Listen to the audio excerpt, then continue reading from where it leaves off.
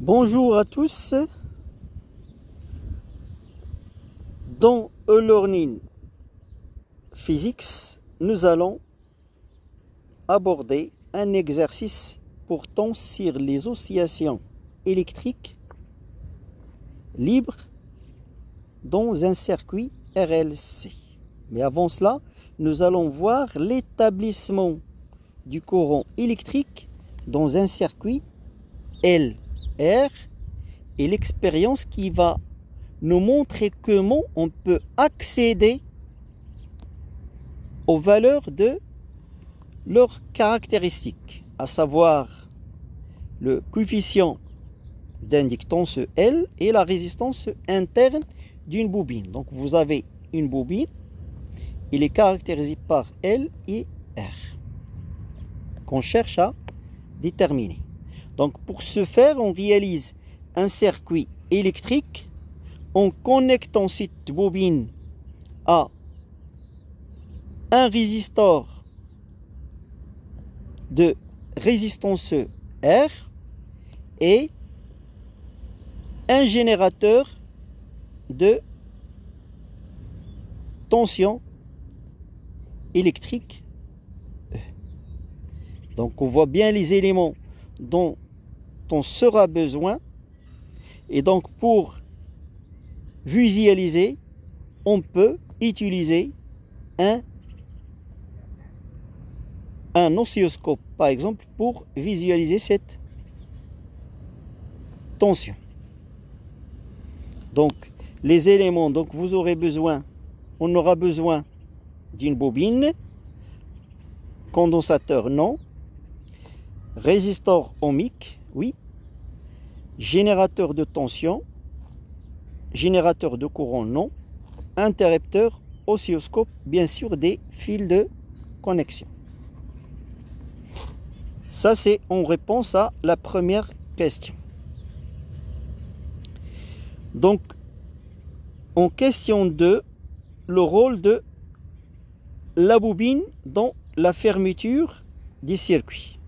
Donc quand on ferme le circuit, on aura établissement de courant, mais après un certain temps, qui dépend de la valeur L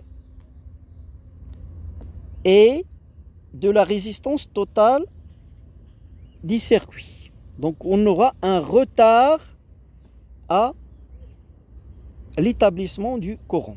En d'autres termes, la bobine s'oppose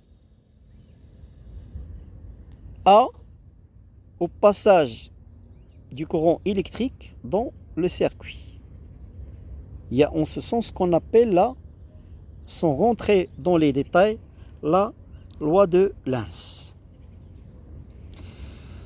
Donc en 3, établir l'équation différentielle vérifiée. Donc il suffit d'appliquer la additivité des tensions et donc vous avez le UL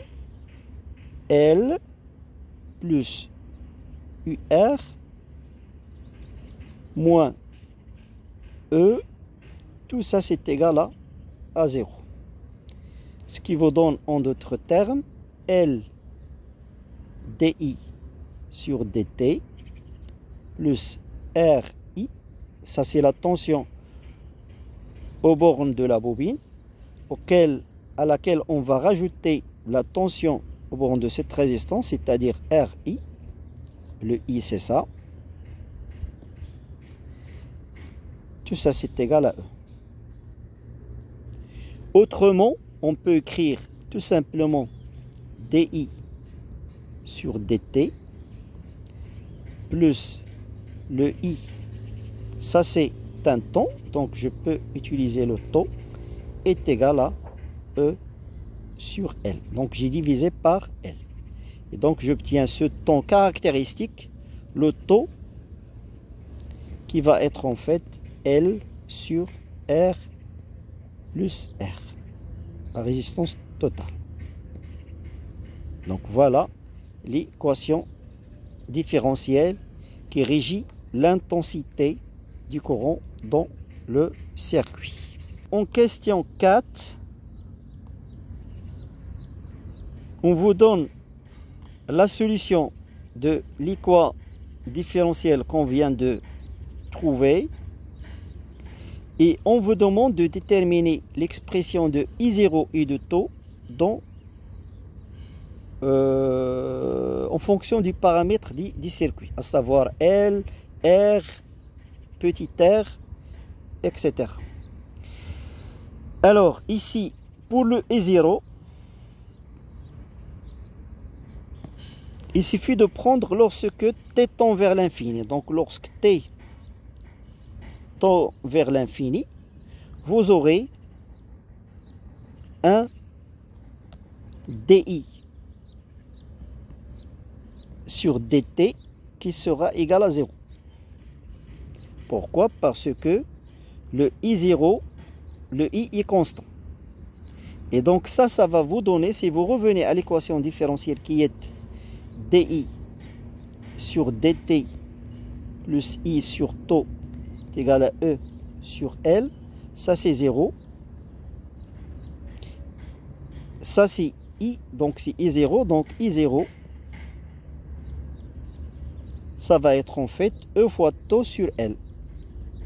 E fois taux sur L, c'est-à-dire E sur la résistance totale, donc R plus R.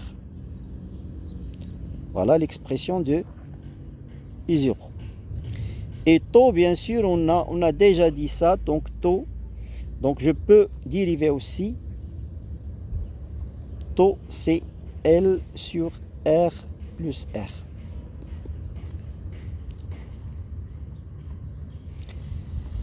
Bon, maintenant on va exploiter cette courbe-là obtenue à l'aide d'un système d'acquisition. Donc on voit bien ici sur la courbe I0 et ici taux.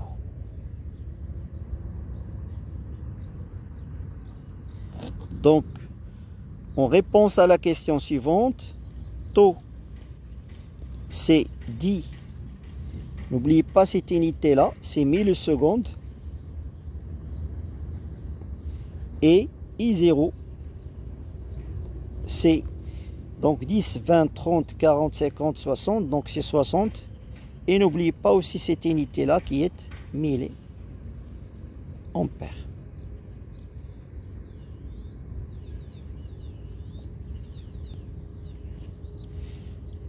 Donc ces valeurs là, comme nous allons voir dans la suite, vont nous permettre d'accéder à le coefficient d'inductance de la bobine et sa résistance interne. On a déterminé I0 et taux. I0 c'est 60 milliampères et taux c'est 10 millisecondes. Alors comment on va déterminer R et L? Donc il suffit d'écrire que I0 c'est en fait E sur la résistance totale. Et donc ce qui implique que la résistance totale qui est R plus R est égale à E sur I0. Et qui va vous donner R c'est E sur I0 moins grand R.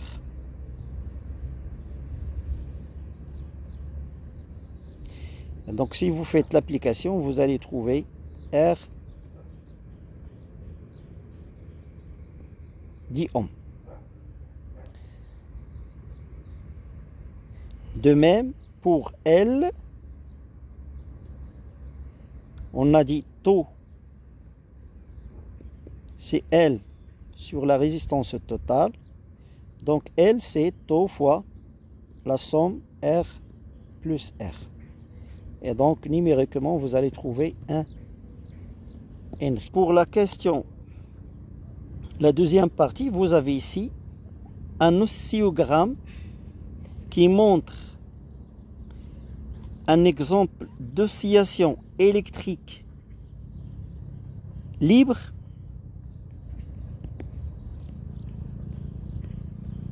parce que le second membre de l'équation différentielle qui régit l'intensité ou la tension aux bornes du condensateur, cette équation différentielle a un second membre égal à 0. Et donc on aura en fait un amortissement de ces oscillations parce que on a un problème d'effet Joule, c'est-à-dire la dissipation de l'énergie électrique se forme de chaleur qui se manifeste par une élévation de température, par exemple, des composants. Alors, dans la première question, on vous demande de d'esquisser le circuit qui va nous permettre d'obtenir cet oscillogramme. Donc, il n'y a pas de GBF parce que ce sont des oscillations libres. Donc, il suffit d'utiliser la bobine, le résistor et le condensateur. Et vous fermez ce circuit-là. Vous visualisez sur oscilloscope la tension aux bornes du condensateur de capacité C.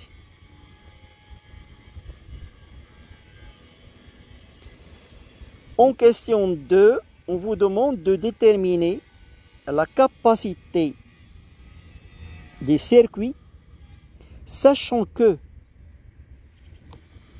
il s'agit bien d'un régime faiblement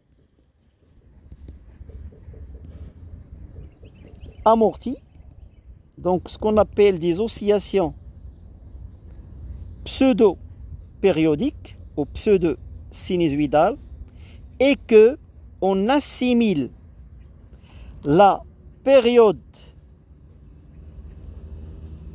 ce qu'on appelle la pseudo-période, on l'assimile à la période des oscillations libres entretenues, c'est-à-dire en l'absence de résistance du circuit. C'est comme si vous avez un circuit LC idéal. Donc il aura les oscillations électriques dans ce cas auront une période T0. Alors T0 c'est quoi? Donc pour un circuit LC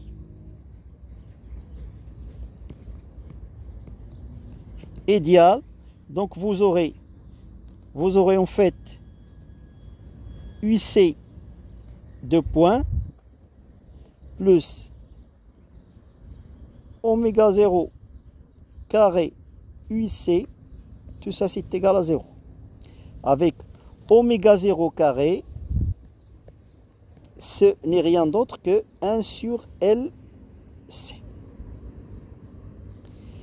Donc si on assimile le T à T0, donc je peux écrire T, c'est 2pi sur oméga 0, c'est-à-dire c'est 2pi racine de LC.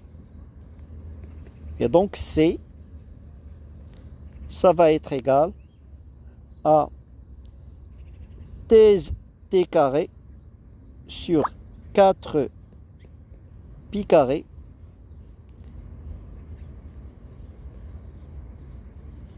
sur L.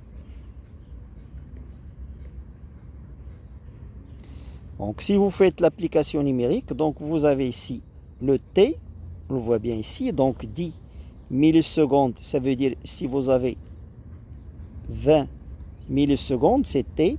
Donc je peux remonter à C. C Suite au calcul fait, on va trouver une valeur aux alentours de 10 microfarads. En question 3, on vous demande de justifier pourquoi on a cet amortissement des oscillations électriques. En fait ici, comme je viens de citer au préalable, on a un problème d'effet Joule. C'est-à-dire qu'une partie de l'énergie électrique se transforme en une autre forme d'énergie qui est la chaleur ou le transfert thermique. Et remarquez ici une autre chose, c'est que pour ces pics-là, le UC est maximal, ça veut dire ici l'énergie est stockée, elle est emmagasinée sous forme d'énergie électrique. C'est-à-dire Q carré sur 2C.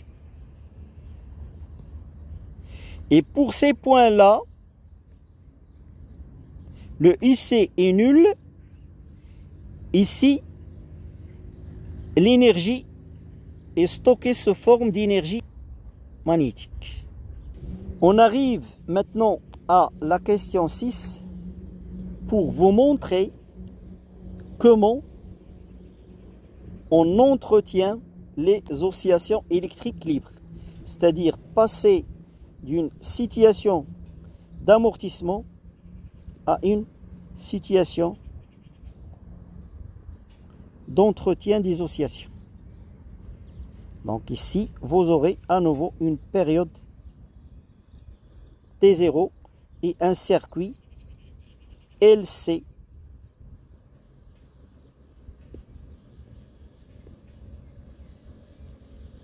et diable.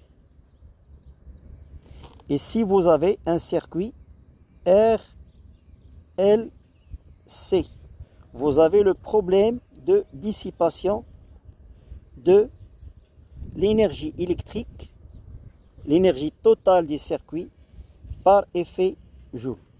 Donc ici, vous avez l'effet Joule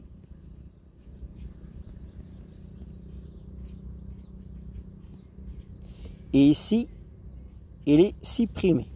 Donc pas d'effet Joule.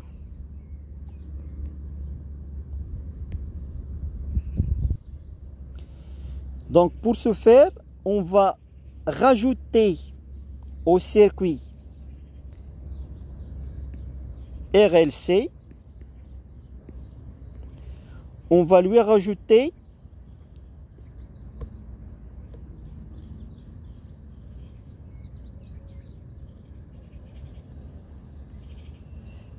ce qu'on appelle un générateur de courant.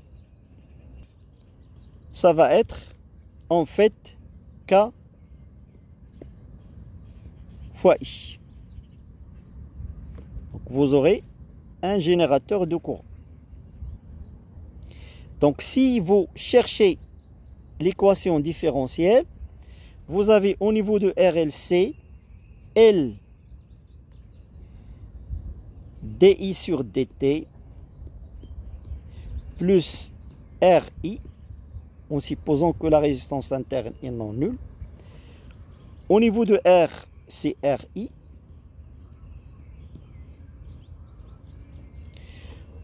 Au niveau du C, c'est Q sur C. Tout ça, c'est égal, non pas ici à 0, mais à K. Ce qui va vous donner D carré de Q sur DT carré plus la résistance R plus R moins K sur L I c'est DQ sur DT plus Q sur LC. Tout ça c'est égal à 0. Et donc pour entretenir les oscillations, avoir un circuit idéal, il faut que ce terme-là soit égal à 0. Ce qui va donner que K, ça va être égal à la résistance totale. R plus R. Voilà la condition pour avoir des oscillations électriques entretenues. Et donc le rôle de ce générateur-là, c'est de compenser la diminution de l'énergie emmagasinée dans le circuit par effet Joule, c'est-à-dire restituer l'énergie dissipée par effet Joule. Donc voilà, c'est R plus R, et donc vous pouvez faire une application numérique dans ce sens.